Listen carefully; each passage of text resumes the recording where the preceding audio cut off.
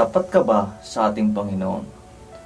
Kung tapat ka sa Panginoon, mga kapatid, ay meron pong makukuha ang matapat na anak ng Panginoon, sabi po ng Bible.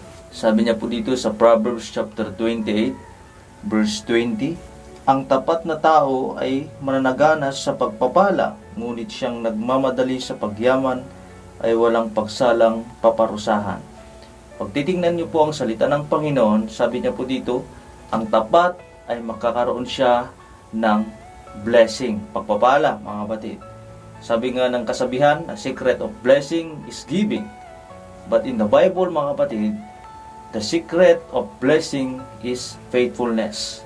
Kapag matapat ka sa Panginoon, i-bless ka niya. So napakasimple, di ba? At ang sabi niya pa dito, mga kapatid, ang nagmamadali sa pagyaman ay walang pagsalang paparusahan. So yung Panginoon ang siyang nagbibigay ng blessing, pero yung mga iba minsan, mga kapatid, dahil gusto nila na magkaroon, hindi nila inihintay yung tamang pagkakataon para sila'y magkakaroon, mga kapatid. Sabi niya dito, yung mga iba nagmamadali sa pagyaman, kaya nga gumagawa sila ng masama, ng nanakaw, o ano pang mga kapit sa patalim para sila'y yumaman o dumami ang kanilang mga pag-aari, mga kapatid.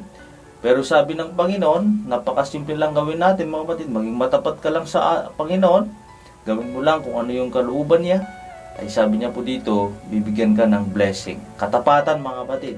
Bakit katapatan ang dapat natin gawin? Kasi ang Panginoon, mga kapatid, ay tapat po sa atin. Kung titingnan nyo sa araw-araw po nating buhay, nakagising tayo ng umaga, meron tayong kalakasan, meron tayong buhay sa ating pamilya, kung paano inalagaan ng Panginoon. Yun ba lang, mga kapatid, matapat ng ating Panginoon. Blessing na hindi lang sa material na bagay, kundi blessing sa financial, sa good health, sa protection ng Panginoon. Maraming mga bagay na gawin ng Panginoon sa ating mga kapatid. Kung tayo po ay magiging matapat sa Kanya, kasi yan po ang benefits ng katapatan, ay yung presensya at pag-iingat ng Panginoon sa ating buhay. Maraming salamat po at magandang umaga po sa ating lahat.